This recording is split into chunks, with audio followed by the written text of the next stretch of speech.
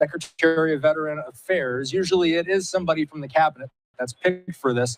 And the reason why Politico phrases it that way, Andrew, is because if the unthinkable happens, in other words, if by some catastrophe, everybody within this chamber were to not be able to hold office anymore, they would need one person outside of this building to be able to carry on the duties of the country. Doug Collins has been selected as the designated survivor for today. The designated survivor needs to meet a few requirements. They must be at least 35 years old. They must be a natural-born citizen. All of Trump's cabinet members meet this requirement. So Doug Collins, and you know what? Let's listen in. Session will come to order.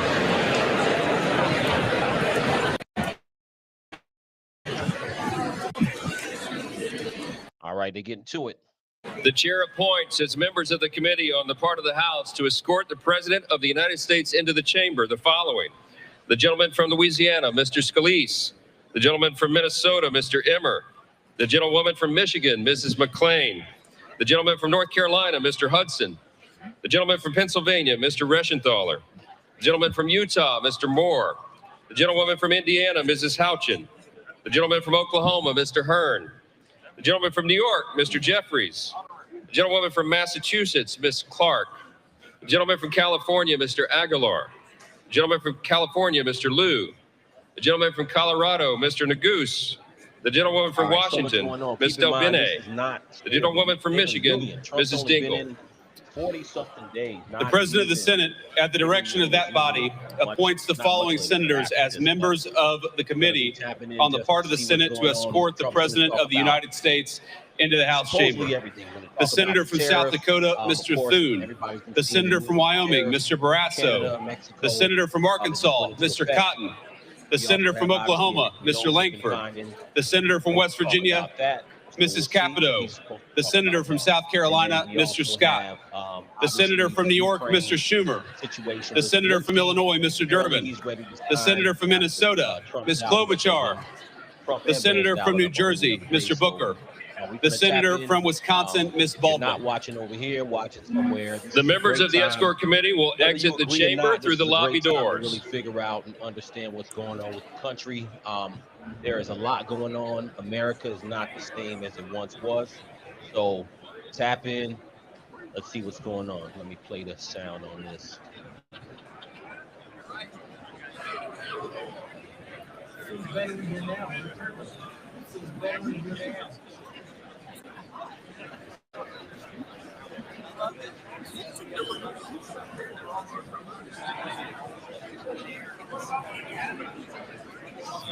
All right, so you just heard the House Speaker there announce the Escort Committee, the members of Congress who will escort the President there into the House chamber. We have some of them here. Let's take this. Let's listen. Mr. Speaker, the Dean of the Diplomatic Corps.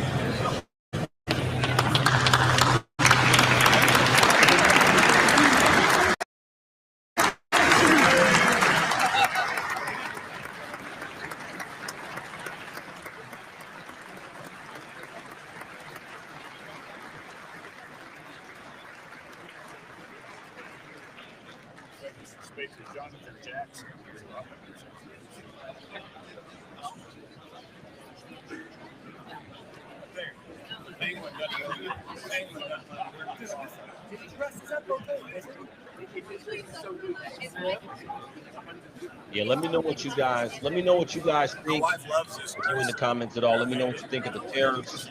Now, me and my wife were talking about this earlier. Now, if anything, this is such an interesting time. American people have never had so much thrown at them and so quickly. Right, so you've been listening there to the natural sound on the House floor, the Speaker and the Vice President. Why there are tariffs, so chatting away there. Austin Westfall still with me here in the Live Now newsroom, and we saw members of the diplomatic corps. Of course, we know that a lot of the picks that Trump has made to be ambassadors around the world, they are subject to Senate confirmation.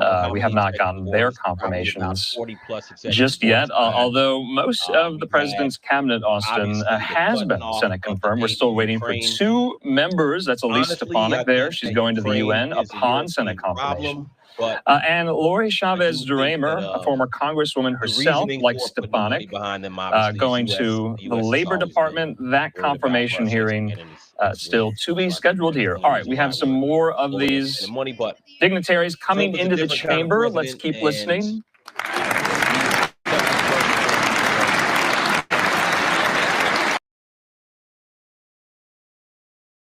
Let me turn this back up.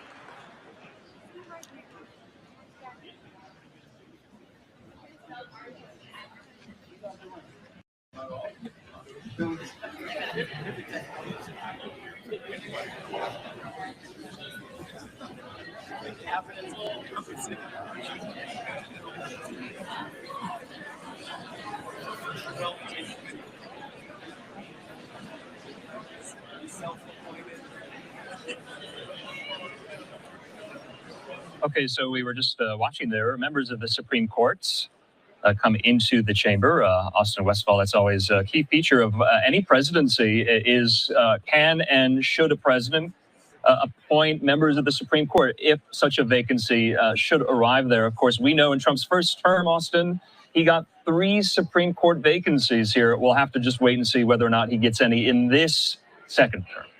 We will. And you know what we'll be watching for tonight? And I was speaking with some folks earlier today, and there were a lot of things that people are going to be watching for tonight. As we just saw some of the justices arrive, I think we noticed that a few of them were not there. Justice Sotomayor did not appear to be in. And did we see any others missing? Ketanji Brown Jackson appeared to not be in attendance as well. So I believe we saw 7 out of the 9 justices, at least from that vantage point.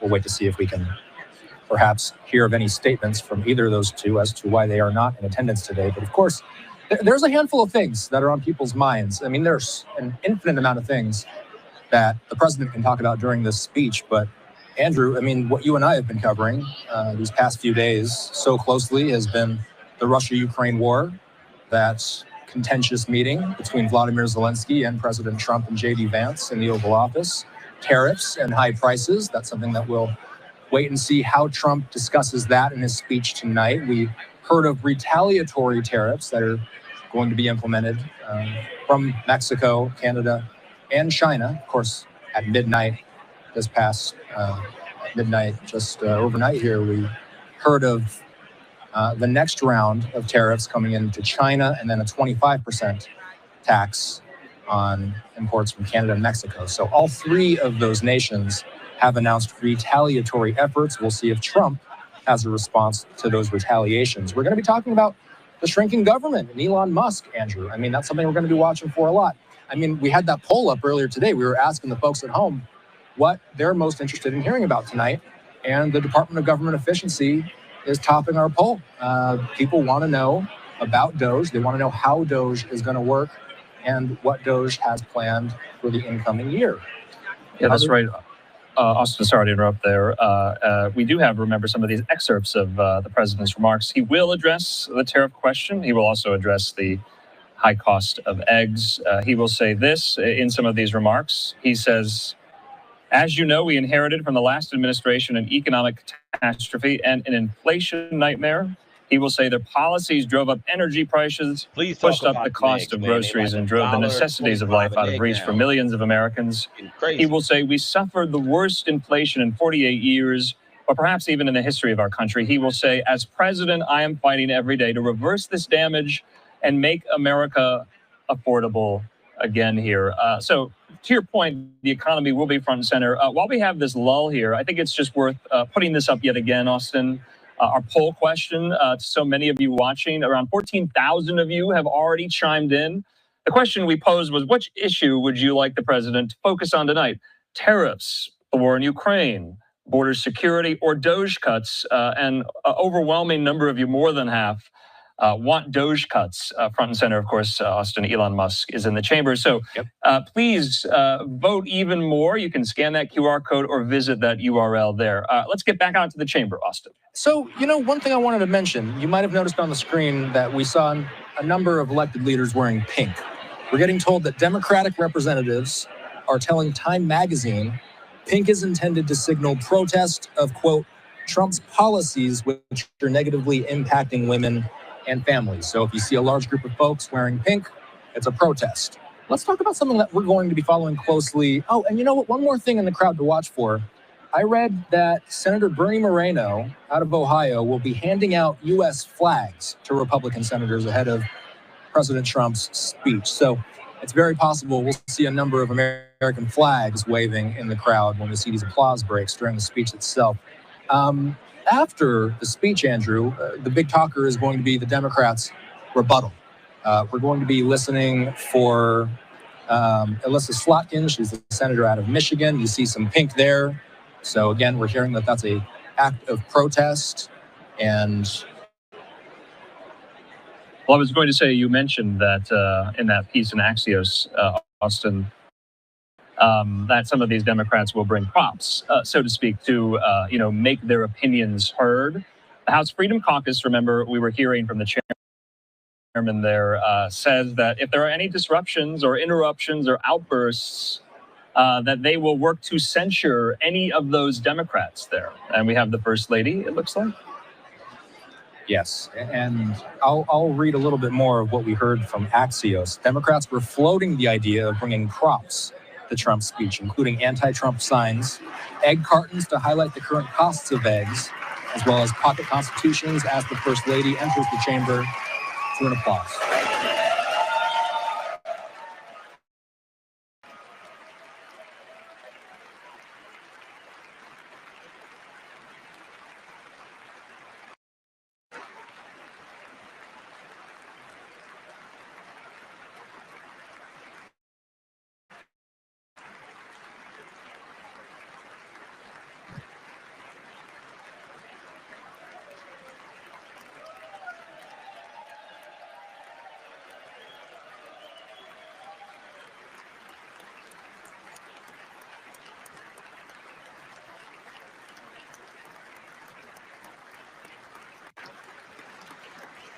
All right.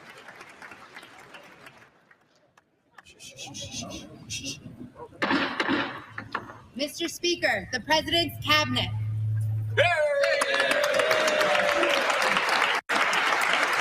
Who that is?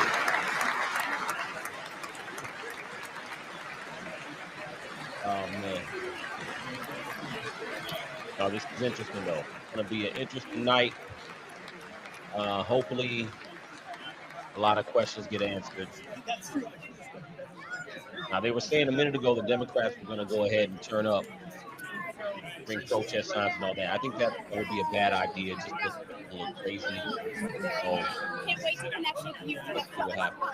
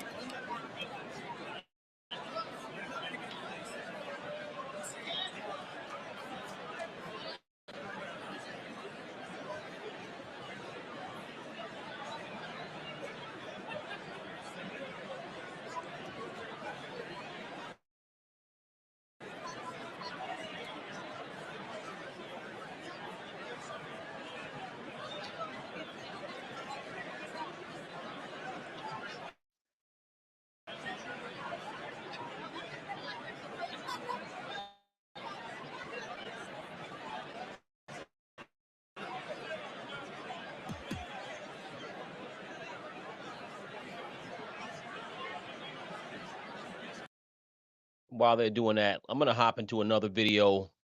Let me unpause this. Yeah, there we go. Oops. There we go. Yeah, while they're doing that, I'm gonna hop into another video until Trump comes on. I saw this earlier. You know, I'm not a big fan of The View. Stephen A. did cook them a little bit earlier, so I'm gonna play this video if you guys haven't seen it. Let me play this. Now he's talking about, you know, Trump's win and how the Democrats need to take it more seriously as far as the shift in American voters. You know, despite how controversial Trump's moves have been, there's still been a heavy shift as far as the votes in the country. Let me play this real quick.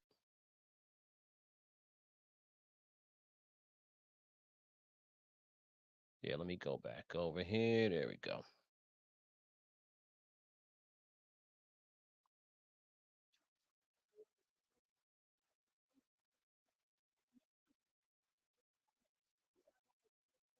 So Trump's. Let me go back. I didn't share the screen. Let me go back here. There we go.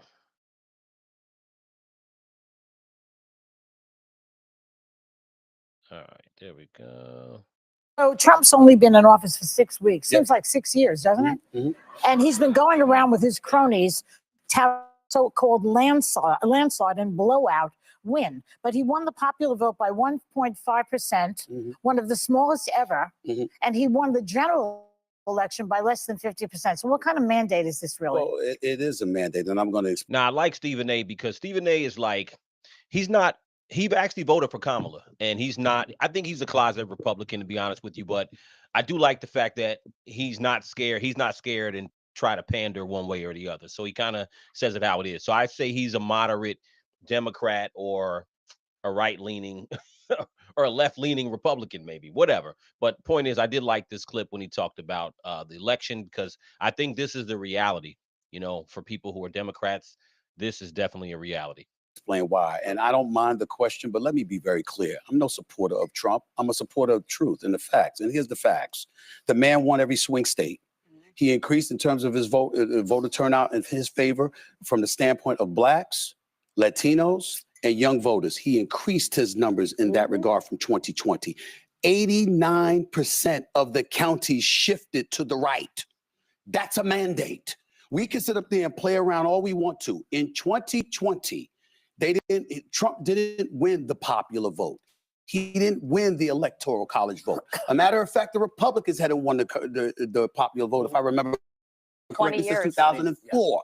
But they did this year. So 20 years after they last won a popular vote, they won the popular vote. They won the electoral college vote. The man won every swing state. And on top of it all, 89% of the counties shifted against. I don't understand how people can look at that and say, there's no mandate. There's a mandate. Well, it's a different definition of a mandate, I guess. But the problem is that if you're the Democratic Party and you lost 49.8% to 48.3%, and you're looking at that 1.5% dip, that's an excuse for you to say, what we did really wasn't that Some bad. people didn't We show should up. continue to do that. Do you think No, that those- don't continue to do it. do you Find a think new that- strategy. But do you think those groups, the Black voters, the Latino voters, and the others that you mentioned, are they going to regret it soon? Possibly. I think so. I don't like what I'm seeing from Trump. I didn't like what I saw with Zelensky. I didn't like what I saw with a few things. But in the end, Zelensky. the point, I didn't Yeah, like yeah. it. But In the Oval Office. but in the end, what it comes down to is this.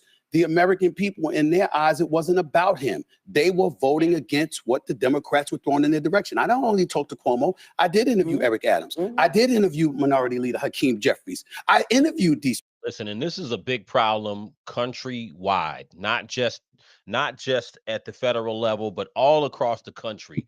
People did not like what they saw about Democrats. I voted Democrat. Every time I voted Democrat in my life. And I tell people I did vote for Donald Trump this time around.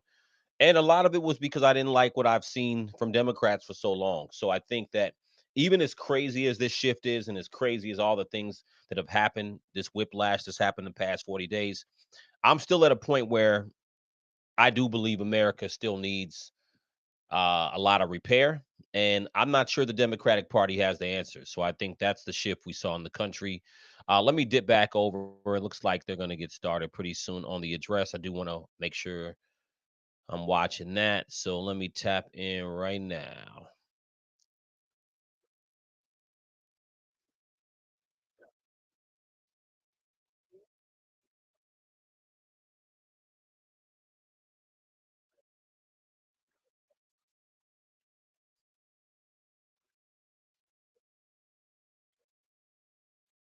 Slotkin's reputation and skills have been commendable. Schumer also called her a rising star in the party. Jeffries says that she will, quote, deliver a comprehensive and clear-eyed response to the issues, including cost of living, Social Security, and Medicaid. She, as you see on your screen there, was a U.S. representative in Michigan for 6 years. She just won out and won her Senate seat from, she beat out Mike Rogers in this past election cycle. She's a former CIA analyst and Defense Department official. She was born in New York, and raised in Holly, Michigan. She was called to service, by the way, from the terrorist attacks on September 11th.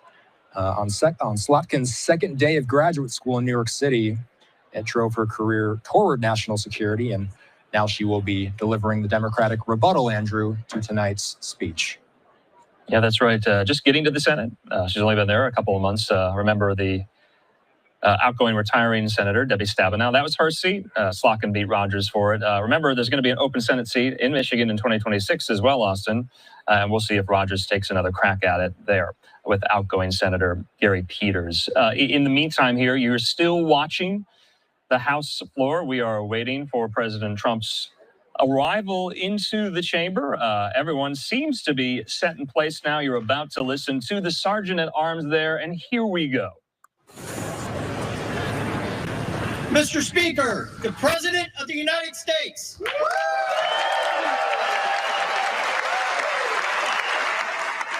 All right, here we go.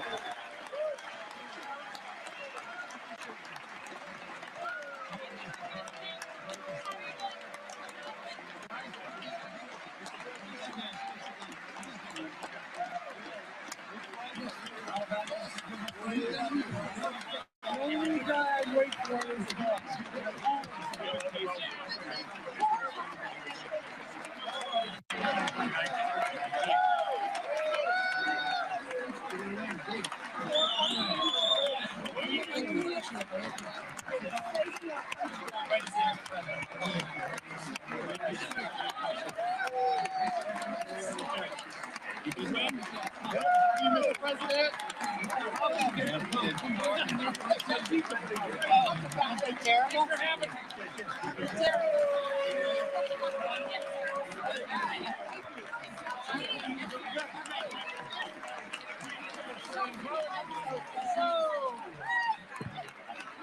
There you go, President Trump. Still got that nice orange tan popping off.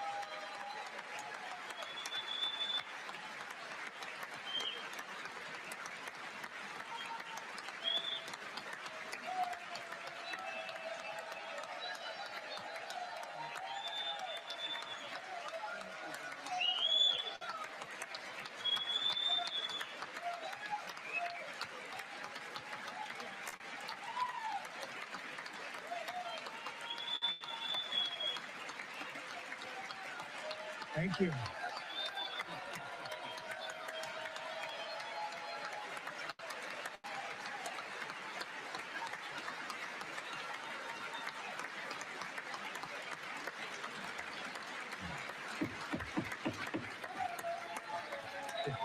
Thank you very much. Thank you very much. It's a great honor. Thank you very much. Speaker Johnson, Vice President Vance, the First Lady of the United States,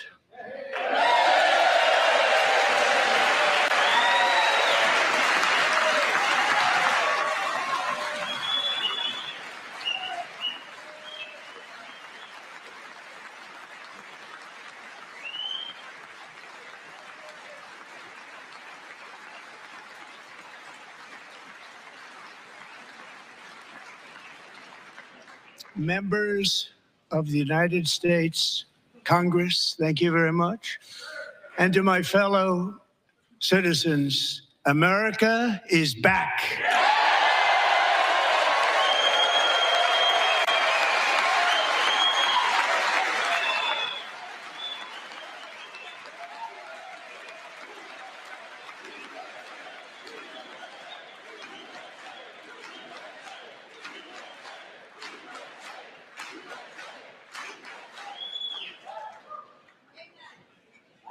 6 weeks ago, I stood beneath the dome of this Capitol and proclaimed the dawn of the golden age of America. From that moment on, it has been nothing but swift and unrelenting action to usher in the greatest and most successful era in the history of our country. We have accomplished more in 43 days than most administrations accomplished in 4 years or 8 years, and we are just getting started.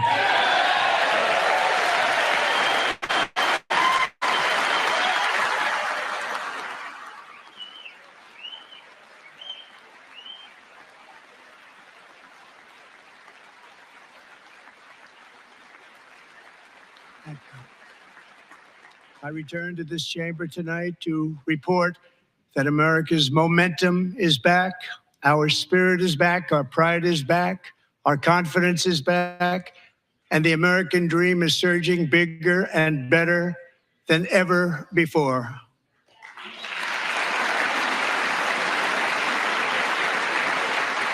The American dream is unstoppable, and our country is on the verge of a comeback, the likes of which the world has never witnessed and perhaps will never witness again. There's never been anything like it.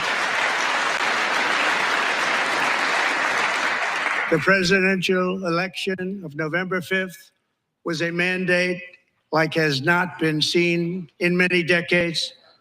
We won all 7 swing states, giving us an electoral college victory of 312 votes.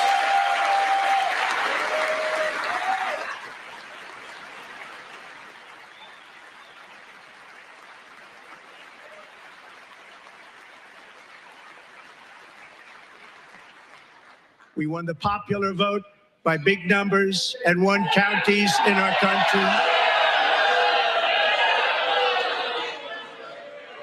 Got some boos in the crowd. Got some boos.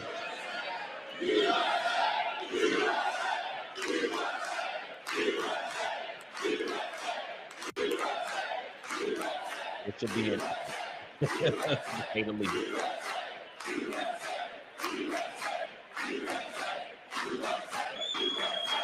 And won counties in our country, 2,700 to 525.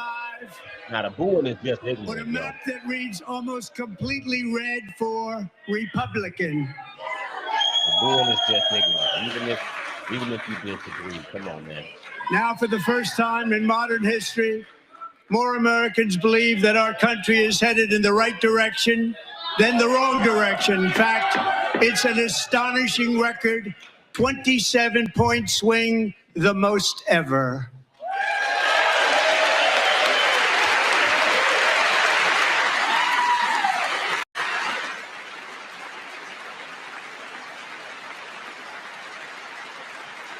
Likewise, small business optimism saw its single largest one-month gain ever recorded, a 41-point jump.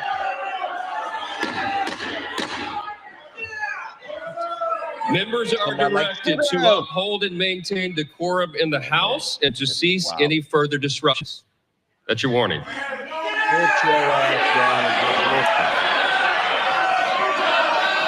Members are engaging in willful and continuing breach of decorum, and the chair is prepared to direct the Sergeant-at-Arms to restore order to the joint session.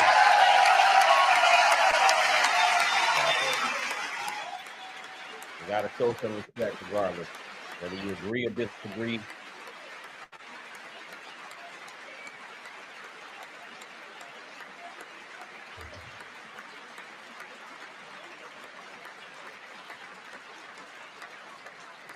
Mr. Green, take your seat. Take your seat, sir. Take your seat. Finding that members continue to engage in willful and concerted disruption of proper decorum, the chair now directs the Sergeant-at-Arms to restore order. Remove this gentleman from the chamber. Yeah. Now you look stupid, because now you're going to end up getting your ass thrown out. If you wasn't prepared to listen to nothing, you might as well not even have showed up. But now you're looking dumb. That's just stupid. This look like this has turned into a Tiffany Hager type of movie already. Yeah, well, you shouldn't even have showed up if you wasn't going to listen. You might have this. Members are directed to uphold and maintain decorum in the House. Mr. President, you continue. Thank you. Over the past 6 weeks, I have signed nearly 100 executive orders and taken more than 400 executive actions, a record to restore common sense, safety, optimism, and wealth all across our wonderful land. The people elected me to do the job, and I'm doing it.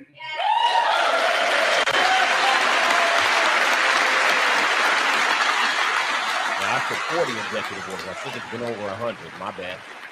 But in any event, the whiplash with that pen.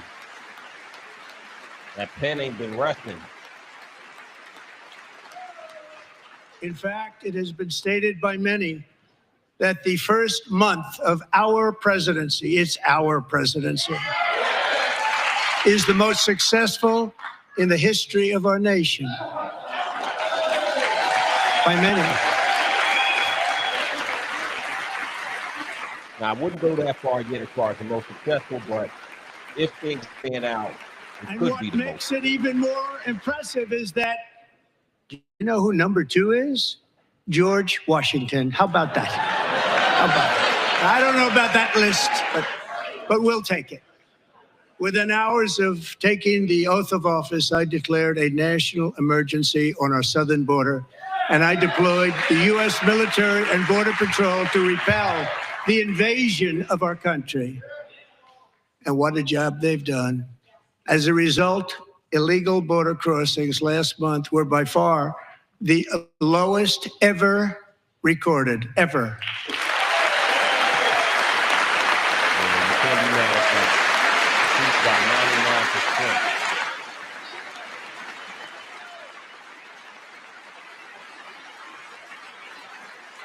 They heard my words and they chose not to come. Much easier that way. In comparison, under Joe Biden, the worst president in American history, there were hundreds of thousands of illegal crossings a month, and virtually all of them, including murderers, drug dealers, gang members, and people from mental institutions and insane asylums, were released into our country. Who would want to do that? This is my fifth such speech to Congress. And once again, I look at the Democrats in front of me, and I realize there is absolutely nothing I can say to make them happy or to make them stand or smile or applaud. Nothing I can do. I could find a cure to the most devastating disease, a disease that would wipe out entire nations, or announce the answers to the greatest economy in history, or the stoppage of crime to the lowest levels ever recorded. And these people sitting right here will not clap, will not stand, and certainly will not cheer for these astronomical achievements. They won't do it, no matter what. Five times I've been up here. At all. It's very sad, and it just shouldn't be this way.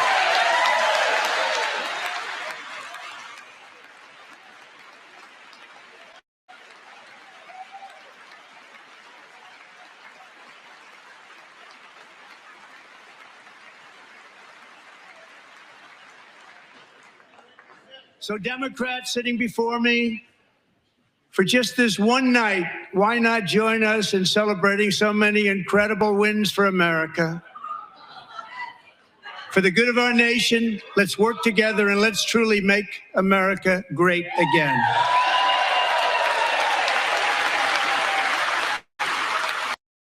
Listen, you're trying to dig into Nancy Pelosi's pockets. He's not happy about that. They're not happy about that. So understand that. Every day, my administration is fighting to deliver the change America needs to bring a future that America deserves, and we're doing it. This is a time for big dreams and bold action. Upon taking office, I imposed an immediate freeze on all federal hiring, a freeze on all new federal regulations, and a freeze on all foreign aid.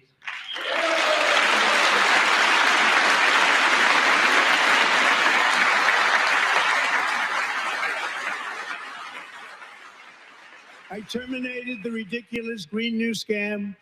I withdrew from the unfair Paris Climate Accord, which was costing us trillions of dollars that other countries were not paying. I withdrew from the corrupt World Health Organization.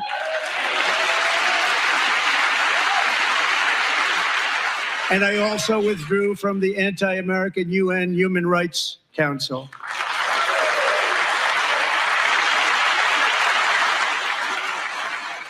We ended all of Biden's environmental restrictions that were making our country far less safe and totally unaffordable. And importantly, we ended the last administration's insane electric vehicle mandate, saving our auto workers and companies from economic destruction. Now, I clap for that. I drive an old school. Anybody who knows me know I drive an old school. I'm driving gasoline until I leave the earth. You know what I mean? I'm not doing electric cars, but anyway, that's just my personal thing. So for every one new regulation, 10 old regulations must be eliminated, just like I did in my very successful first term.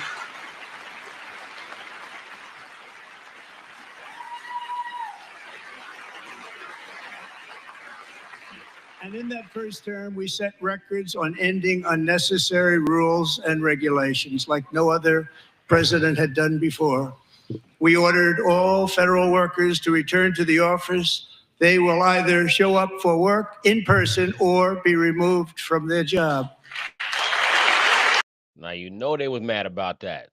Cat's been working remote for 4 years, and you're going to call him back to the office. But that's part of the game. Those of us who work in the private sector, like I said, that's nothing new for us. We actually have mandates that we have to follow when you work a job, or if you're an entrepreneur, it is what it is. You know what I mean?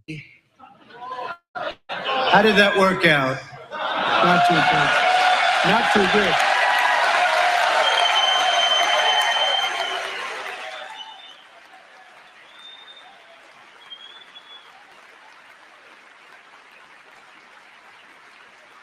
And I've stopped all government censorship and brought back free speech in America. It's back.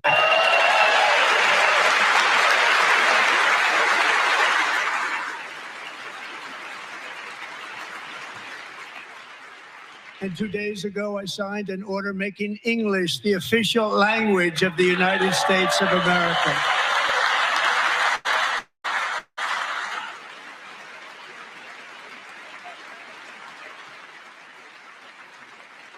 I renamed the Gulf of Mexico the Gulf of America.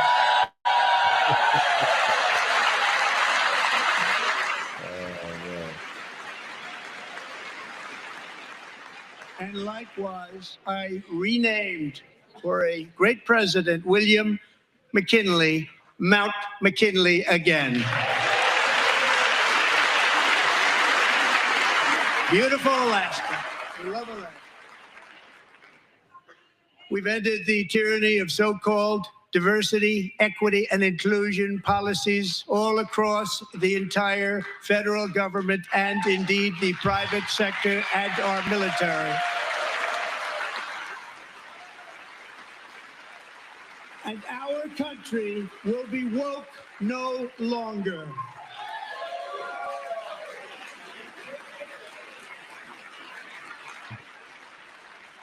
We believe that whether you are a doctor, an accountant, a lawyer, or an air traffic controller, you should be hired and promoted based on skill and competence, not race or gender.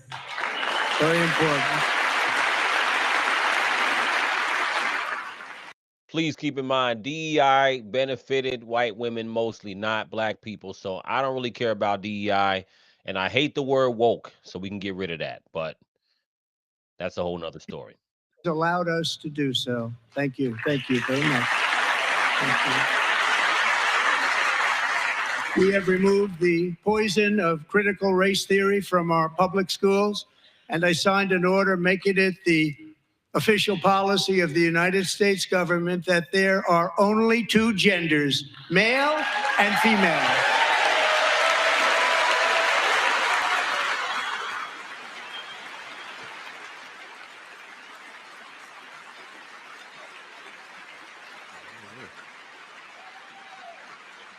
I also signed an executive order to ban men from playing in women's sports.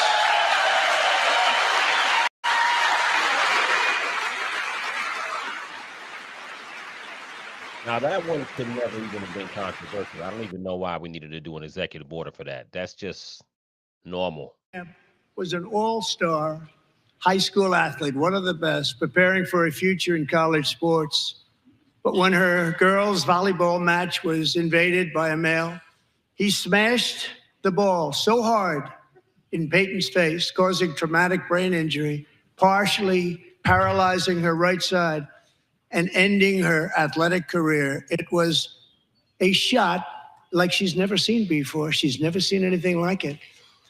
Peyton is here tonight in the gallery, and Peyton, from now on, schools will kick the men off the girls' team, or they will lose all federal funding.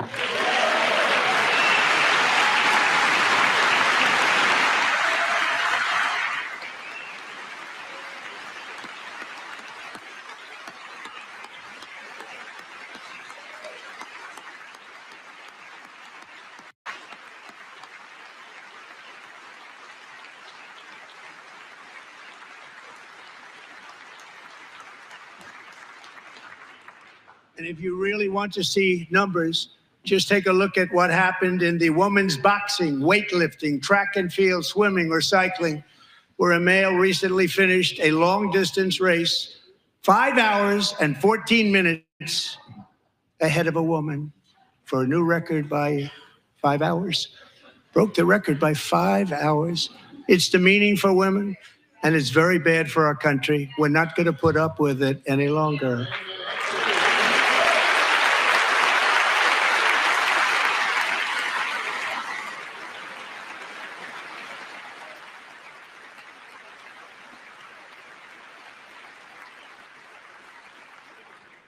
What I have just described is only a small fraction of the common sense revolution that is now, because of us, sweeping the entire world. Common sense has become a common theme, and we will never go back. Never. Never going to let that happen. Among my very highest priorities is to rescue our economy and get dramatic and immediate relief to working families. As you know, we inherited from the last administration an economic catastrophe and an inflation nightmare. Their policies drove up energy prices, pushed up grocery costs, and drove the necessities of life out of reach for millions and millions of Americans. They've never had anything like it. We suffered the worst inflation in 48 years, but perhaps even in the history of our country. They're not sure. As president, I'm fighting every day to reverse this damage and make America affordable again.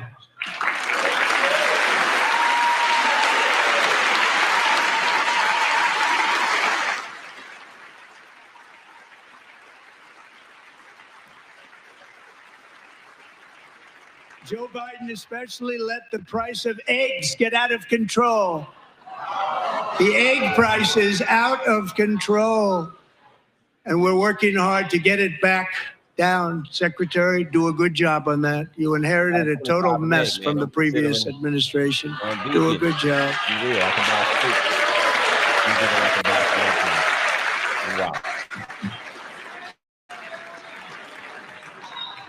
A major focus of our fight to defeat inflation is rapidly reducing the cost of energy.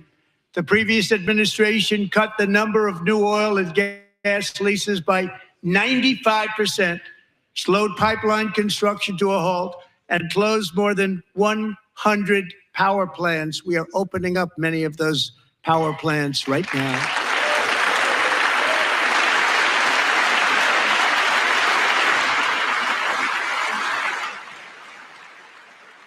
And frankly, we have never seen anything like it.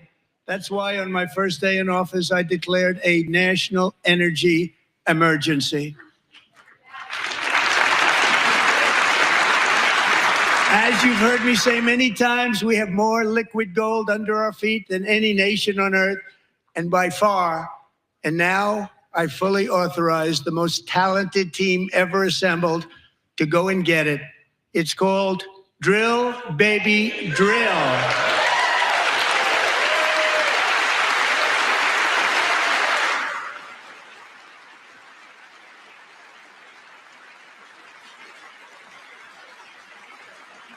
My administration is also working on a gigantic natural gas pipeline in Alaska, among the largest in the world, where Japan, South Korea, and other nations want to be our partner with investments of trillions of dollars each. There's never been anything like that one. It will be truly spectacular. It's all set to go. The permitting is gotten. And later this week, I will also take historic action to dramatically expand production of critical minerals and rare earths here in the USA.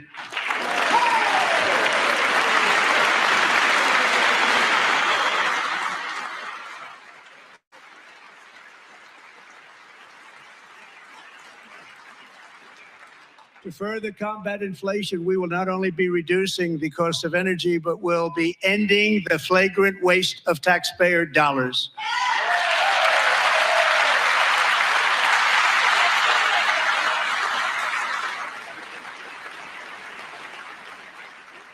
And to that end, I have created the brand new Department of Government Efficiency, Doge.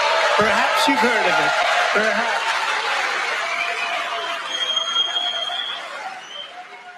All right, let's talk about Doge. D-O-G Which is headed by Elon Musk, who is in the gallery tonight.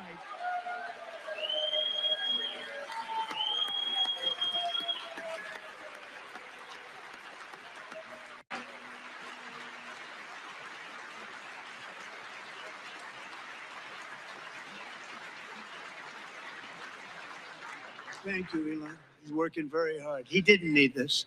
He didn't need this. Thank you very much. We appreciate it. Everybody here, even this side, appreciates it, I believe. They just don't want to admit that. Just listen to some of the appalling waste we have already identified. $22 billion from HHS to provide free housing and cars for illegal aliens. $45 million for diversity, equity, and inclusion scholarships in Burma. $40 million to improve the social and economic inclusion of sedentary migrants. Nobody knows what that is. $8 million to promote LGBTQI+ in the African nation of Lesotho, which nobody has ever heard of. $60 million for indigenous peoples and Afro-Colombian empowerment in Central America. $60 million. $8 million for making mice transgender. Oh, wow, that's crazy. This is real. $32 million for a left-wing propaganda operation in Moldova. $10 million for male circumcision in Mozambique. $20 million for the Arab Sesame Street in the Middle East. It's a program. $20 million for a program. $1.9 billion to recently created Decarbonization of Homes Committee, headed up, and we know she's involved. Just at the last moment, the money was passed over by a woman named Stacey Abrams. Have you ever heard of her? A $3.5 million consulting contract for lavish fish monitoring. $1.5 million for voter confidence in Liberia. $14 million for social cohesion in Mali. $59 million for illegal alien hotel rooms in New York City. Yeah, they said He's a real estate immigration developer. He's don't done cost very money. well. I try to tell a lot of $250,000 to increase vegan local climate action innovation in Zambia. $42 million for social and behavior change in Uganda. $14 million for improving public procurement in Serbia. $47 million for improving learning outcomes in Asia. Asia's doing very well with learning. You know what we're doing. Should use it ourselves. And $101 million for DEI contracts at the Department of Education. The most ever paid, nothing even like it. Under the Trump administration, all of these scams, and they're far worse, but I didn't think it was appropriate to talk about them. They're so bad. Many more have been found out and exposed and swiftly terminated by a group of very intelligent, mostly young people, headed up by Elon, and we appreciate it. We found hundreds of billions of dollars of fraud. Now, just real quickly now, they're going to be putting all this up on the site. Right now, the Democrats, what they've been saying is that, you know, where's the proof? Now, assuming that all this stuff is true, this is where I think the Democrats are going to have a huge problem, because when you get back to it later on for midterms and then obviously the election in 2028, do you argue for all these things that they found? Those a lot of money. I didn't count all that money up, but it was a lot of money. 20 million here, 59 million here, 2 million here, 5 million here, 1 million here. It adds up to a lot of money, and that's all taxpayer money.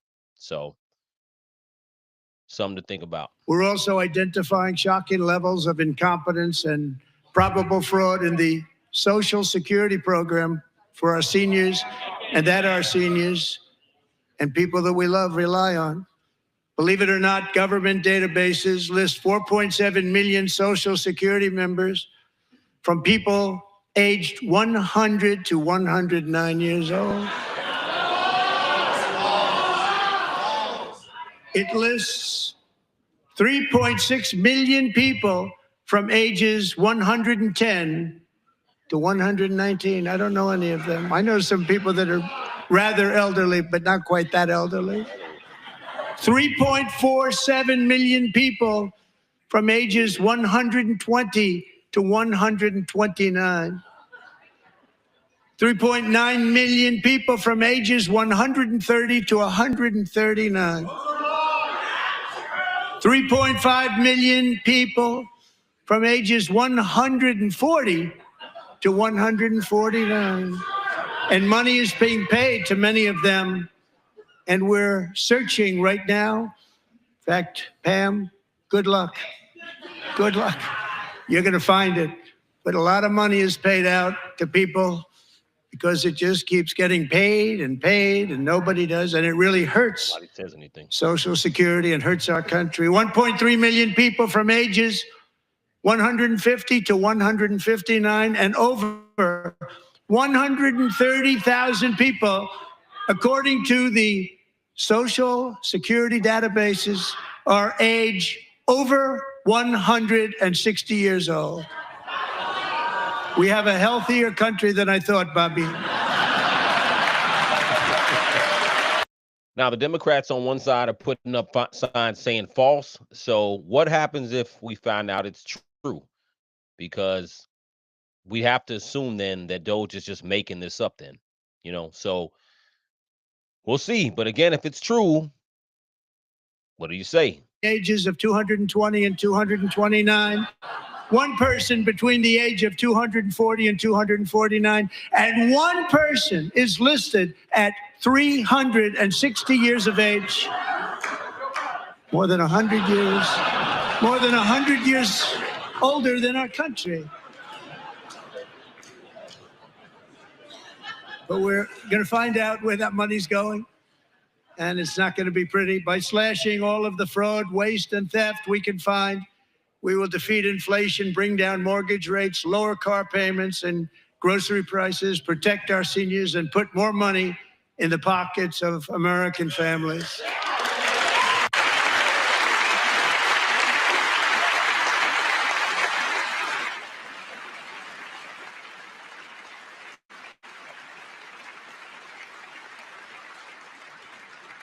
And today, interest rates took a beautiful drop, big, beautiful drop. It's about time. And in the near future, I want to do what has not been done in 24 years, balance the federal budget. We're going to balance it.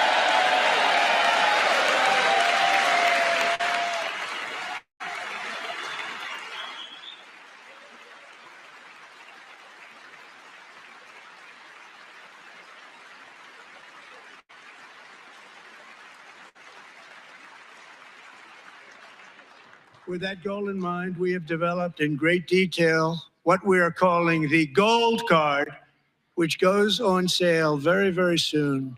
For $5 million, we will allow the most successful job-creating people from all over the world to buy a path to U.S. citizenship. It's like the green card, but better and more sophisticated. And these people will have to pay tax in our country. They won't have to pay tax from where they came. The money that they've made, you wouldn't want to do that, but they have to pay tax, create jobs. They'll also be taking people out of colleges and paying for them so that we can keep them in our country instead of having them being forced out. Number one, at the top school, as an example, being forced out and not being allowed to stay and create tremendous numbers of jobs and great success for a company out there. So while we take out the criminals, killers, traffickers, and child predators who are allowed to enter our country under the open border policy of these people, the Democrats, the Biden administration, the open border insane policies that you've allowed to destroy our country, we will now bring in brilliant, hardworking, job-creating people. They're going to pay a lot of money, and we're going to reduce our debt with that money.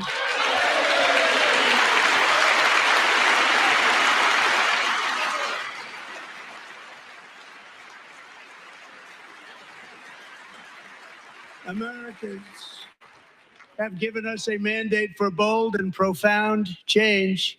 For nearly 100 years, the federal bureaucracy has grown until it has crushed our freedoms, ballooned our deficits, and held back America's potential in every possible way. The nation founded by pioneers and risk takers now drowns under millions and millions of pages of regulations and debt. Approvals that should take 10 days to get instead take 10 years, 15 years, and even 20 years before you're rejected. Meanwhile, we have hundreds of thousands of federal workers who have not been showing up to work. My administration will reclaim power from this unaccountable bureaucracy, and we will restore true democracy to America again.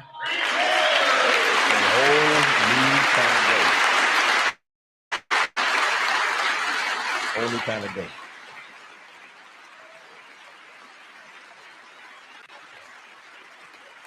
And any federal bureaucrat who resists this change will be removed from office immediately. Because we are draining the swamp. It's very simple. And the days of rule by unelected bureaucrats are over.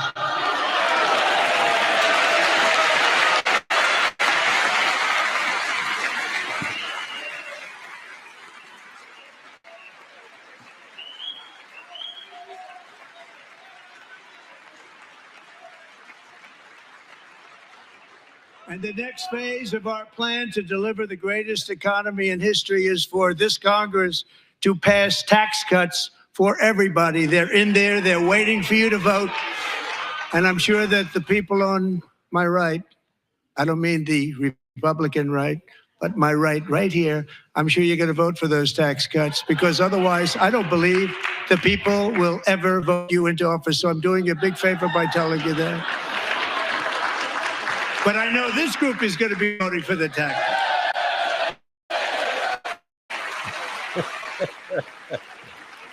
All the Democrats on that side are all have signs up saying false, but we'll see. I mean, it either gets worse or it gets better in the next 4 years, and these are things that are so dramatic that Trump is putting it all on the table. To me, he's betting everything. If things go good, if things even improve a little bit in the next 4 years, it's going to be really, really tough for the Democratic Party. I'm calling for no tax on tips, no tax on overtime, and no tax on Social Security benefits for our great seniors. And of course, that's something he ran on. The no tax on tips, no tax on Social Security. He talked about that during the campaign. So start by paying your taxes. And I also want to make interest payments on car loans tax deductible, but only if the car is made in America.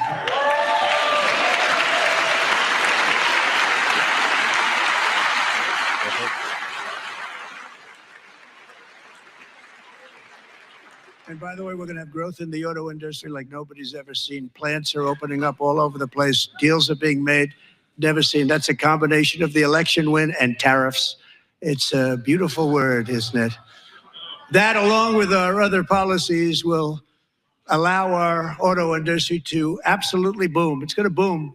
Spoke to the majors today, all three, the top people, and they're so excited. In fact, already numerous car companies have announced that they will be building massive automobile plants in America, with Honda just announcing a new plant in Indiana, one of the largest anywhere in the world.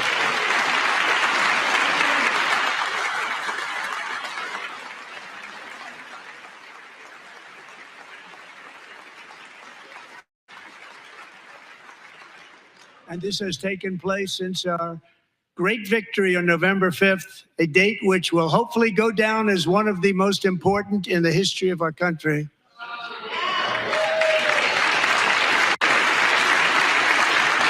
In addition, as part of our tax cuts, we want to cut taxes on domestic production and all manufacturing.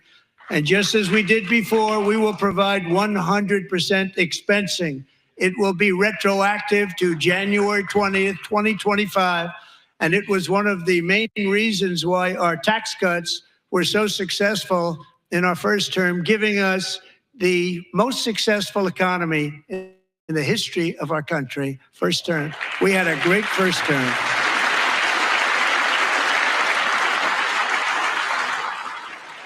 If you don't make your product in America, however, under the Trump administration, you will pay a tariff, and in some cases, a rather large one.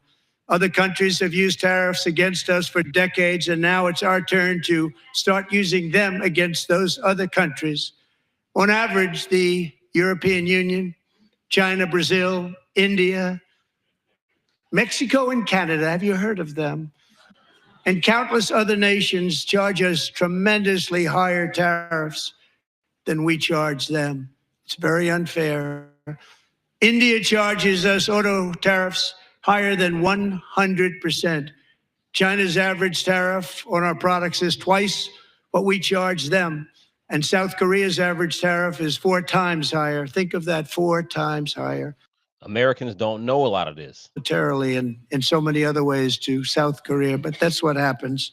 This is happening by friend and foe.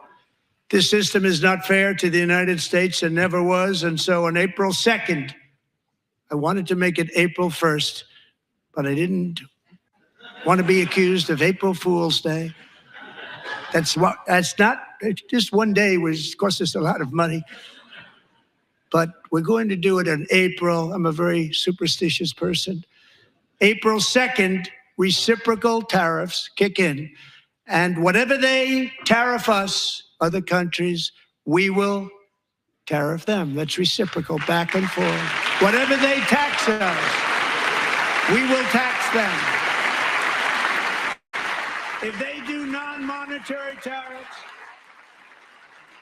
Now, again, at minimum, this is what it's all about for people to understand what tariffs are. Tariffs are to protect the manufacturing base of your country. That's the whole purpose of tariffs. So I think that, you know, at minimum, Americans, everyday Americans should open their eyes and ears to what's going on as far as the tariffs and why they're being done. And the Biden administration couldn't do anything about it because there was so much money, they couldn't do anything about it.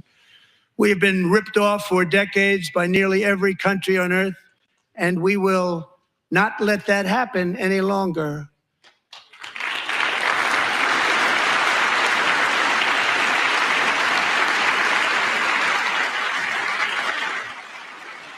The underscore of the tariffs, the whole tariff situation, the underscoring idea of it is, can manufacturing come back to the United States? This is the overall tone of Donald Trump's administration. So, Never seen before, killing hundreds of thousands of our citizens and many very young, beautiful people, destroying families. Nobody's ever seen anything like it. They are, in effect, receiving subsidies of hundreds of billions of dollars. We pay subsidies to Canada and to Mexico of hundreds of billions of dollars, and the United States will not be doing that any longer. We're not going to do it any longer.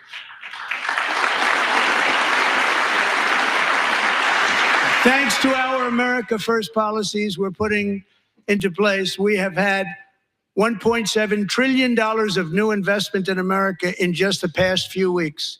The combination of the election and our economic policies that people of SoftBank, one of the most brilliant anywhere in the world, announced a $200 billion investment.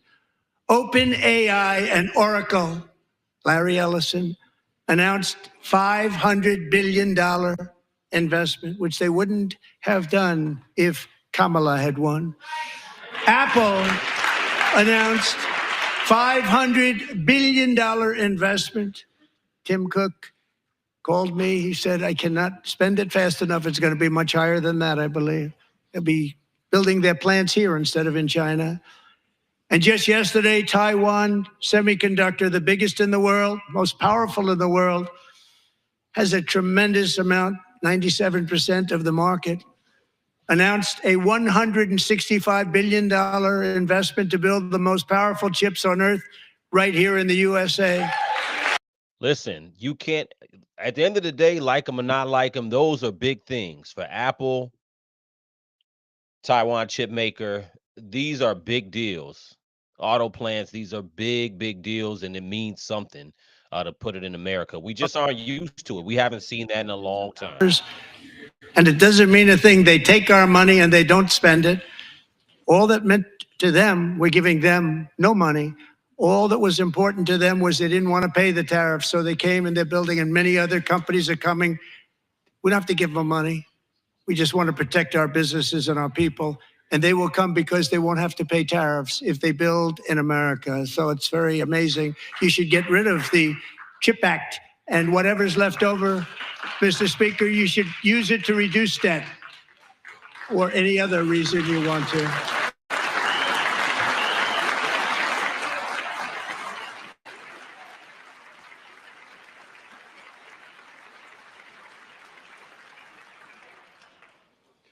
Our new trade policy will also be great for the American farmer. I love the farmer. Who will now be selling into our home market, the USA, because nobody is going to be able to compete with you. Because there's goods that come in from other countries and companies. They're really in a bad position in so many different ways. They're uninspected. They may be very dirty and disgusting, and they come in and they pour in and they hurt our American farmers. The tariffs will go on agricultural product coming into America, and our farmers, starting on April 2nd, it may be a little bit of an adjustment period.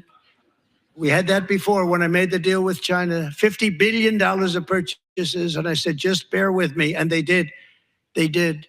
Probably have to bear with me again, and this will be even better. That was great. The problem with it was that Biden didn't enforce it. He didn't enforce it. $50 billion of purchases, and we were doing great, but Biden did not enforce it, and it hurt our farmers. But our farmers are going to have a field day right now. So to our farmers, have a lot of fun. I love you too. I love you too. It's all going to happen.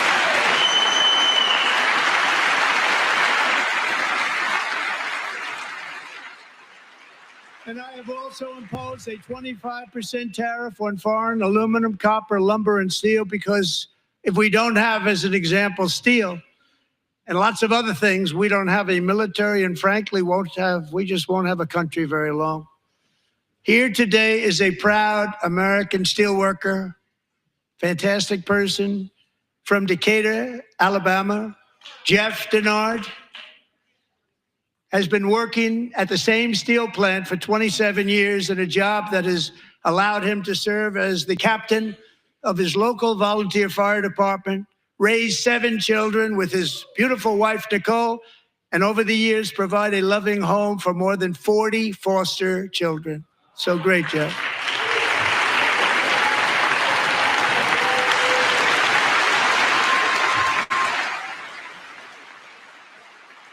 Thank you, Jeff. Thank you, Jeff.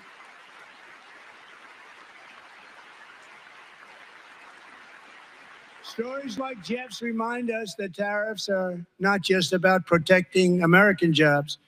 They're about protecting the soul of our country.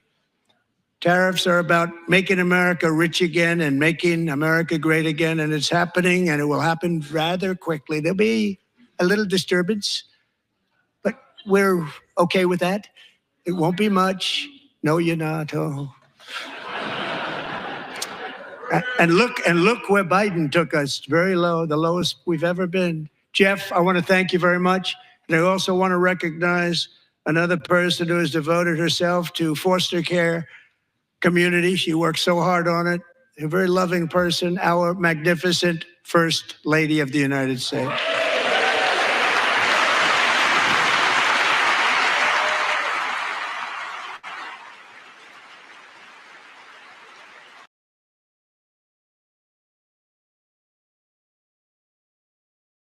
Let me unmute. The tariffs are something we're going to definitely feel in the short term, but honestly, prices are already out of control anyway. So I don't think things will get much worse. But the tariffs, outside of the one with Canada, the tariffs, it's about the underscore of this administration is to bring manufacturing back to the U.S. and protect manufacturing in the U.S. This is something we're not used to that. I was talking to my wife earlier about it. The last time I've seen that in my lifetime was when I was a kid. You know, I used to live close to a place called Acme Steel in Illinois. So manufacturing steel, car manufacturing in the 80s, 70s, and 80s was big. Detroit was still, you know, they made their adjustments, but people were buying American cars. We aren't used to that. We haven't been used to that for a long time, ever since the 90s and NAFTA, and everything that's changed since the 90s into the 2000s with globalization. And I'm not against globalization, but we have to understand that this country, America, has not really been about America inside American borders for a long time. It's just the way it's been. So this is what this president is doing. Do I agree with every single thing on every single corner he's turning? Not necessarily, but I do think that you got to understand what this administration is trying to do. It's a lot different than Biden, Obama, Bush, or Clinton. It's a lot different. It's a whole, the idea is really going back, you know, I'd say 20, 30 years, maybe even 40 years, but it's really about America first. And even as American citizens don't even really know what's best. We don't know what's best for us because we're so used to arguing everything on an emotional level. We're arguing for illegal immigrants to stay in the country. They're getting the tax dollars. They're getting resources that people who live here should be getting. And a lot of people were arguing against it, all because we don't like this guy. And it's crazy. So this is the adjustment that I think we have to make. And I think you got to understand what this administration wants. It's not, I don't think it's to destroy the country. I don't think it's to destroy minorities. I don't think, you know, it's all about racism, but I do think it's about a different vision of America, making America great again in a way. And I know that a lot of people feel that making America great is about taking it back to its racist time, but I don't believe that. I think that it's about America for America, and producing things here and manufacturing things here is just, it's not something we've seen. So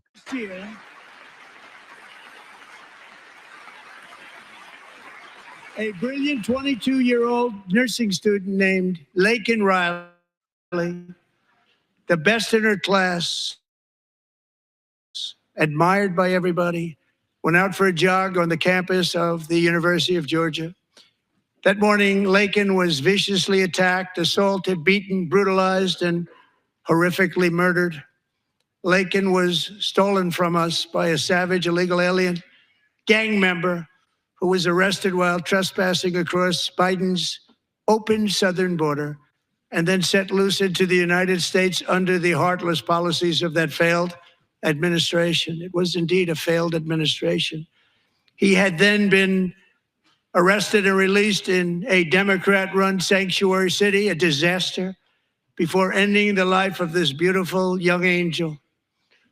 With us this evening are Lakin's beloved mother, Allison, and her sister, Lauren.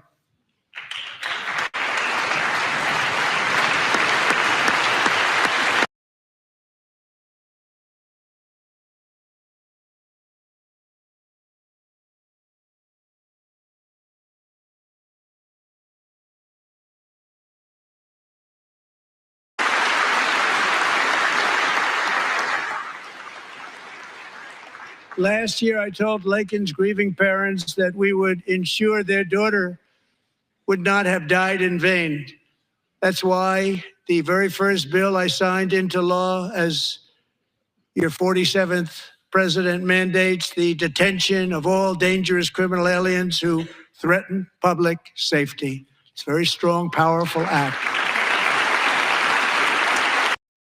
Now, I was muted last time. I was saying that the Democrats on their side, they can't put up a sign saying lies or anything disrespectful, because at the end of the day, that was a product of bad immigration policy. There's many other stories, but that young girl died to the hands of somebody who shouldn't have been here. And I have a daughter. If it was my daughter, I'd be tearing shit up. I'll be honest with you. So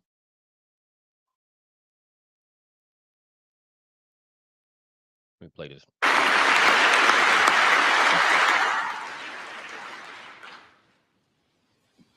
Thank you very much. Since taking office, my administration has launched the most sweeping border and immigration crackdown in American history, and we quickly achieved the lowest numbers of illegal border crossers ever recorded. Thank you.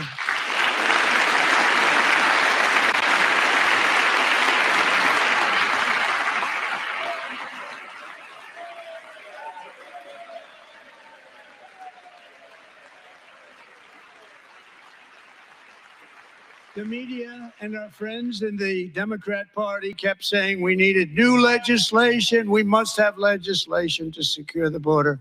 But it turned out that all we really needed was a new president.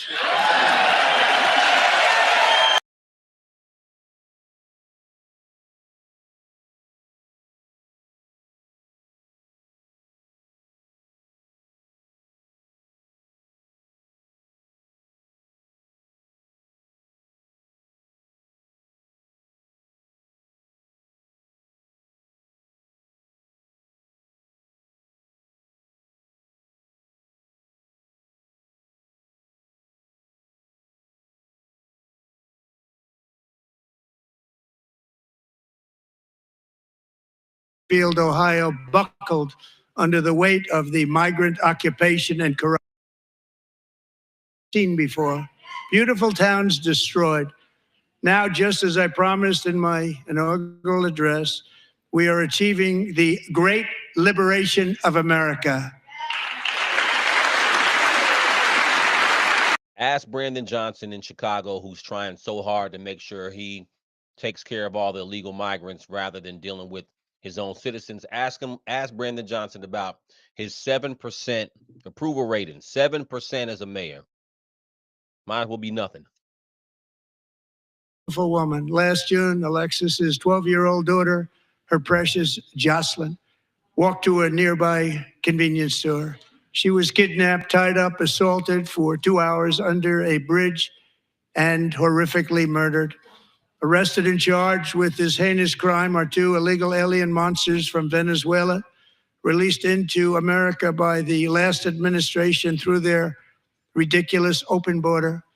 The death of this beautiful 12-year-old girl and the agony of her mother and family touched our entire nation greatly. Alexis, I promised that we would always remember your daughter, your magnificent daughter, and earlier tonight, I signed an order keeping my word to you. One thing I have learned about Jocelyn is that she loved animals so much. She loved nature. Across Galveston Bay, from where Jocelyn lived in Houston, you will find a magnificent national wildlife refuge, a pristine, peaceful, 34,000-acre sanctuary for all of God's creatures on the edge of the Gulf of America. Alexis, moments ago, I formally renamed that refuge in loving memory of your beautiful daughter, Jocelyn. So, Mr. Vice President, if you would, may I have the order?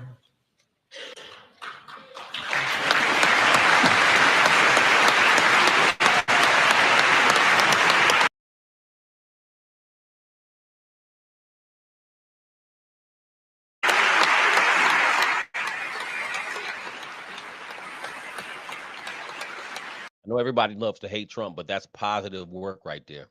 You know, that was they're real people. If you lost somebody in your family under a situation where you had somebody in this country who shouldn't be here, you'd feel it, you know. His charge with Jocelyn and Lakin's murders were members of the Venezuelan prison gang, the toughest gang, they say, in the world, known as Tren de Aragua. 2 weeks ago, I officially designated this gang, along with MS-13 and the bloodthirsty Mexican drug cartels, as foreign terrorist organizations.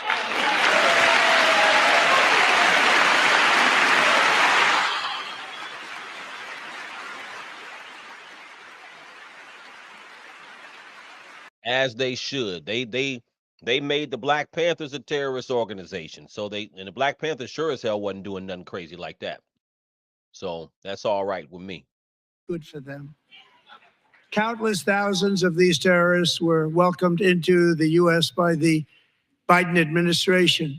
But now every last one will be rounded up and forcibly removed from our country, or, if they're too dangerous, put in jails, standing trial in this country, because we don't want them to come back ever. With us this evening is a warrior on the front lines of that battle, Border Patrol Agent Roberto Ortiz. Great guy.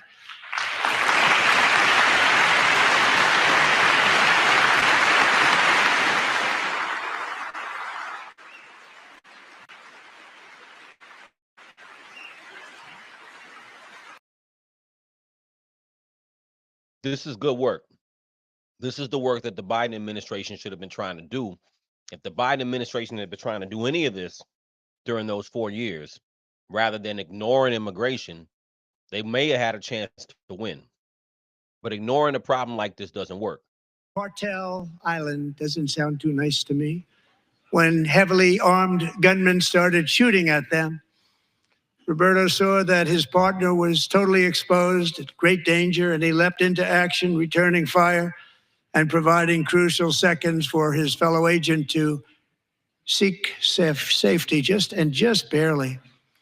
I have some of the prints of that event, and it was not good. Agent Ortiz, we salute you for your great courage and for your line of fire that you took, and for the bravery that you showed. We honor you, and we will always honor you. Thank you, Roberto, very much.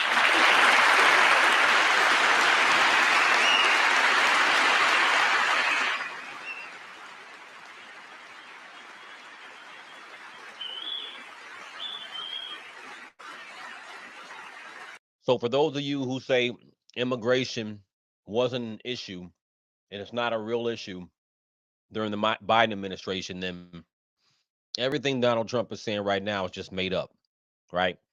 So this is what happens when you ignore a huge problem. He got all the credit to come in and clean a lot of things up, and he's only been in office less than 2 months. The whole nation, posing a grave threat to our national security. The cartels are waging war in America, and it's time for America to wage war on the cartels, which we are doing.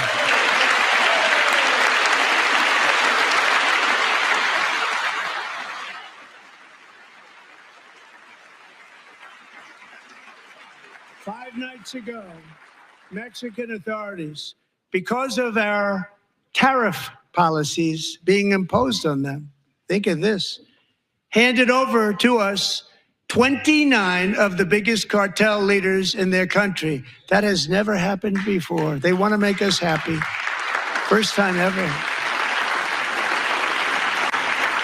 But we need Mexico and Canada to do much more than they've done, and they have to stop the fentanyl and drugs pouring into the USA. They're going to stop it. I have sent Congress a detailed funding request laying out exactly how we will eliminate these threats to protect our homeland and complete the largest deportation operation in American history, larger even than current record.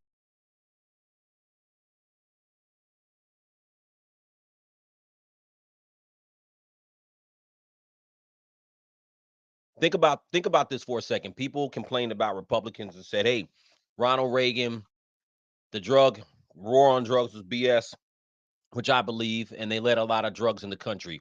Here you have Donald Trump, which everybody feels like is super evil, and he's going out of his way to try to keep fentanyl out of the country because people are dying from fentanyl, because fentanyl is way worse than cocaine. And people are still mad about that. That's why he's pushing for these tariffs against Canada and Mexico. Whether you agree or disagree, think about the fact he's trying to keep a drug that is killing a lot of people, young and old people, out of the country. That you got to give him credit for.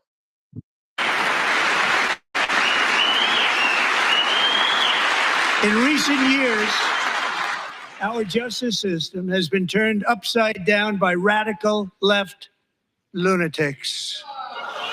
Many jurisdictions virtually ceased enforcing the law against dangerous repeat offenders while weaponizing law enforcement against political opponents like me. My administration has acted swiftly and decisively to restore fair, equal, and impartial justice under the constitutional rule of law, starting at the FBI and the DOJ. Pam, good luck. Cash, wherever you may be, good luck. Good luck. Pam Bondi. Good luck. So important. Going to do a great job. Cash, thank you. Thank you, Cash.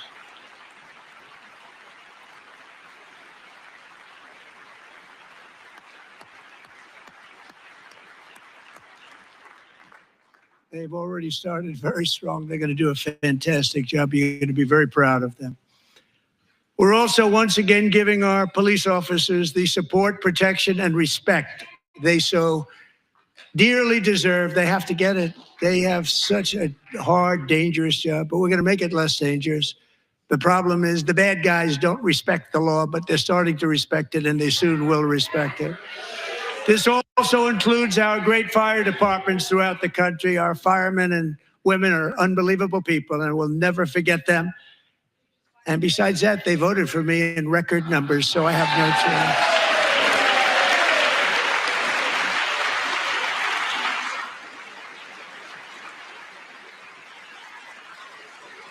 1 year ago this month, 31-year-old New York police officer Jonathan Diller, unbelievably wonderful person and a great officer, was gunned down at a traffic stop on Long Island. I went to his funeral.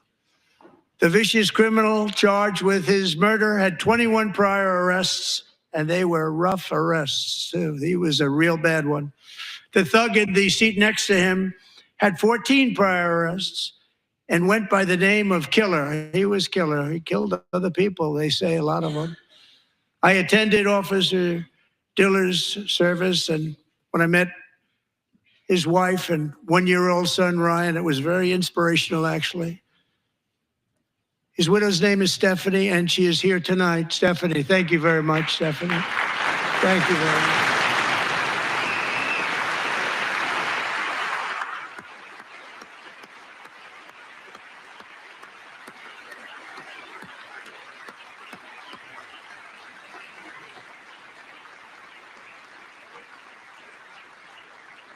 Stephanie, we're going to make sure that Ryan knows his dad was a true hero, New York's finest, and we're going to get these cold-blooded killers and repeat offenders off our streets, and we're going to do it fast.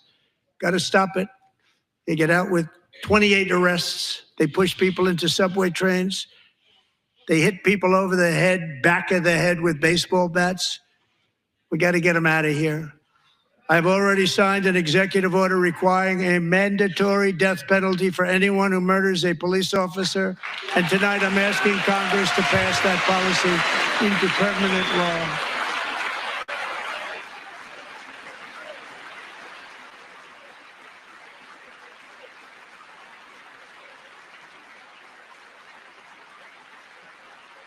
I'm also asking for a new crime bill getting tough on repeat offenders while enhancing protections for America's police officers so they can do their jobs without fear of their lives being totally destroyed. They don't want to be killed. Now, I'm all for that, but at the same time, the police, there should be a mandatory death penalty for people like Sandra Bland and, situations where officers are not following procedure and have egregious acts where people end up dying and end up shooting unarmed people. They should have a mandatory death sentence if they find criminal negligence on an officer too. So, it goes both ways. So let me let this play. Not bad. That's my.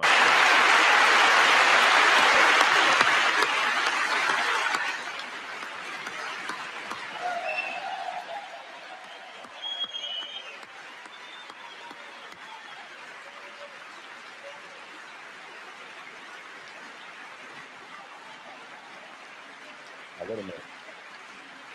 I missed that.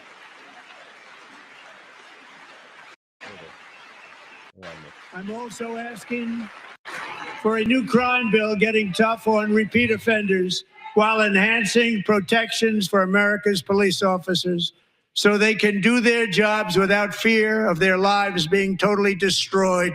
They don't want to be killed. We're not going to let them be killed.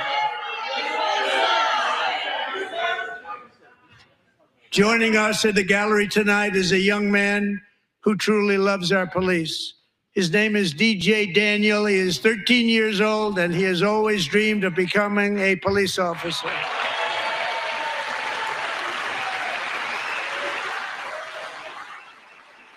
That's what's up. There you go. He already knows what he want to do. That's good.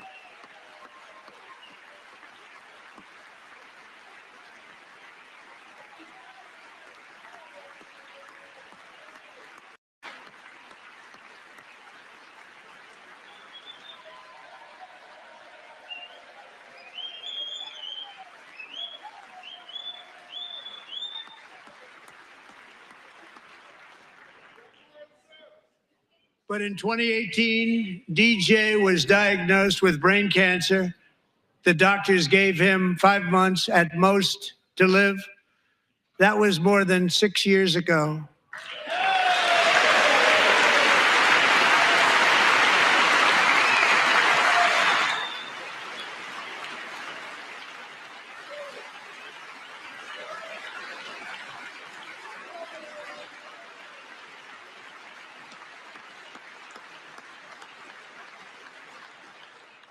Since that time, DJ and his dad have been on a quest to make his dream come true, and DJ has been sworn in as an honorary law enforcement officer, actually a number of times. The police love him, the police departments love him.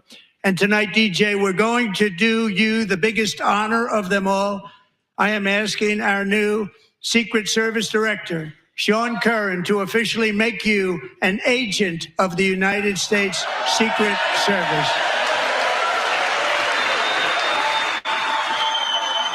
That's what's up. That's cool. That's a sweet thing to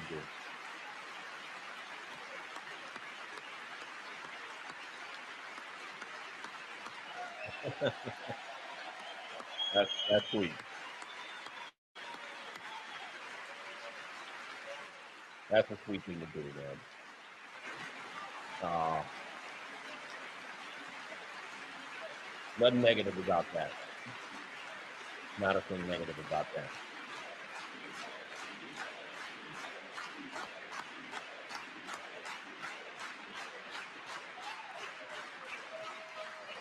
Thank you, DJ. DJ's doctors believe his cancer likely came from a chemical he was exposed to when he was younger.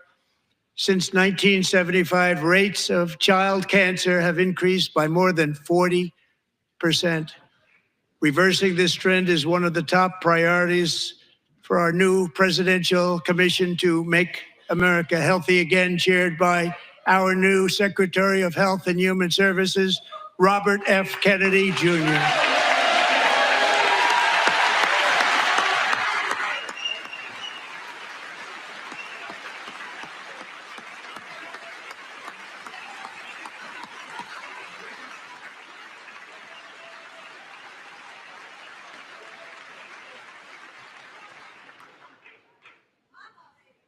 With the name Kennedy, you would have thought everybody over here would have been cheering. How quickly they forget. Our goal is to get toxins out of our environment, poisons out of our food supply, and keep our children healthy and strong. As an example, not long ago, and you can't even believe these numbers, 1 in 10,000 children had autism, 1 in 10,000. And now it's 1 in 36. There's something wrong. 1 in 36. Think of that. So we're going to find out what it is, and there's nobody better than Bobby and all of the people that are working with you. You have the best to figure out what is going on. Okay, Bobby, good luck. It's a very important job. Thank you. Who could be mad at that? What's going on? Now, I'm not going to talk about what it is. Last time I talked about it, my video got flagged on YouTube, so Thank you. figure it out. My administration is also working to protect our children from toxic ideologies in our schools. A few years ago, January, Littlejohn and her husband discovered that their daughter's school had secretly socially transitioned their 13-year-old little girl. Teachers and administrators conspired to deceive January and her husband while encouraging her daughter to use a new name and pronouns. They, them pronoun, actually, all without telling January, who is here tonight and is now a courageous advocate against this form of child abuse. January, thank you. Thank you. Thank you very much.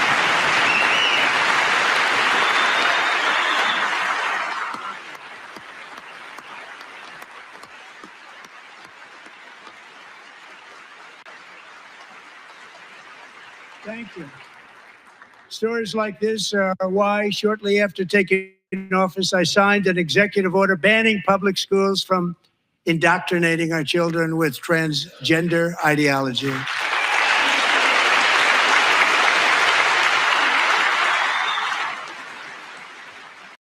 I agree. You got to tell the parents. There's no way you can be doing that kind of stuff without telling the parents. That's just ridiculous. That engages in the sexual mutilation of our youth.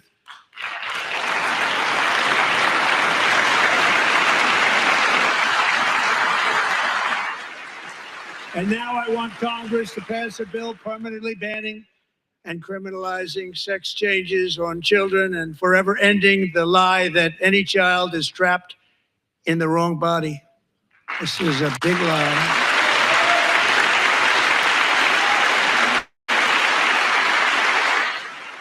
And our message to every child in America is that you are perfect exactly the way God made you.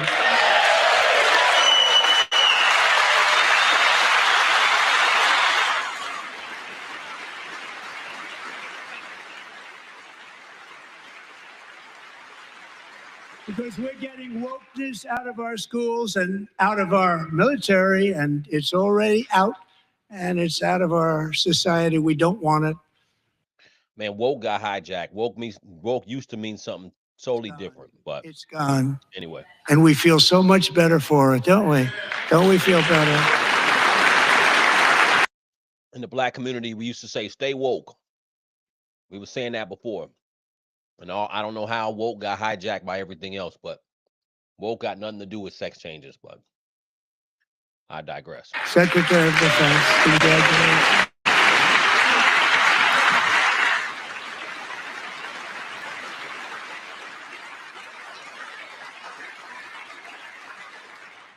And he's not big into the woke movement, I can tell you. I know him well. I am pleased to report that in January, the U.S. Army had its single best recruiting month in 15 years, and that all armed services are having among the best recruiting results ever in the history of our services. What a difference.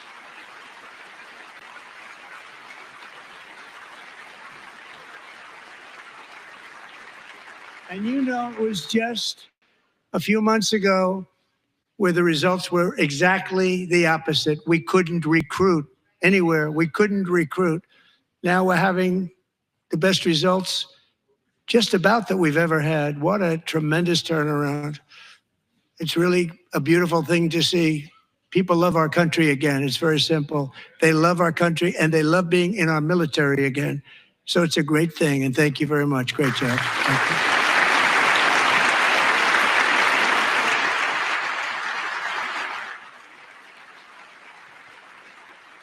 We're joined tonight by a young man, Jason Hartley, who knows the weight of that call of duty.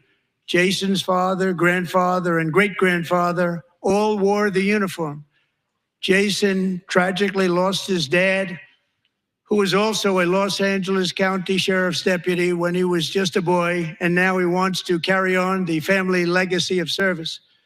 Jason is a senior in high school, a six-letter varsity athlete, a really good athlete, they say, a brilliant student with a 4.46, that's good, GPA. And his greatest dream is to attend the U.S. military academy at West Point.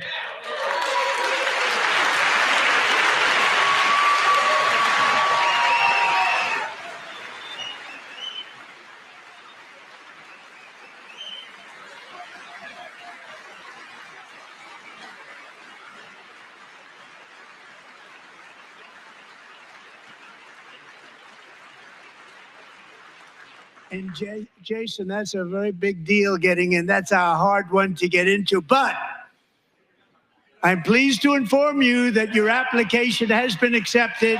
You will soon be joining the Corps of Cadets.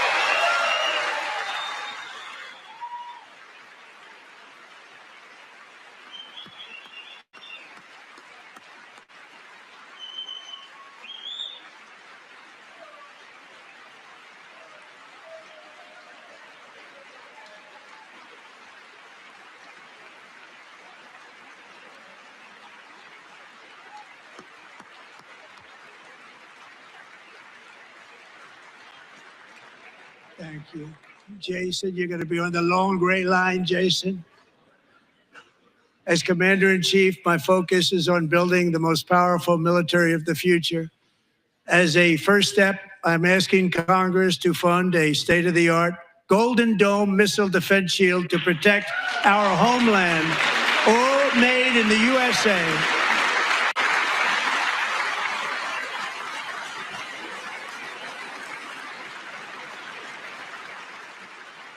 And Ronald Reagan wanted to do it long ago, but the technology just wasn't there, not even close. But now we have the technology. It's incredible, actually.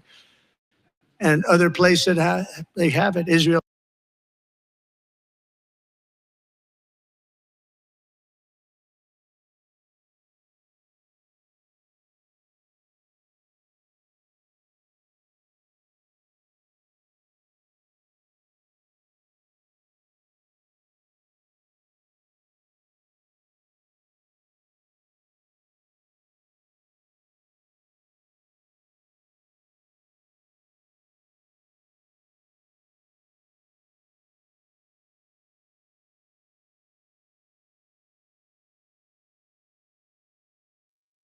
I'm still muted. My bad. So I'm going to end this live. My point is that Donald Trump's whole administration is all about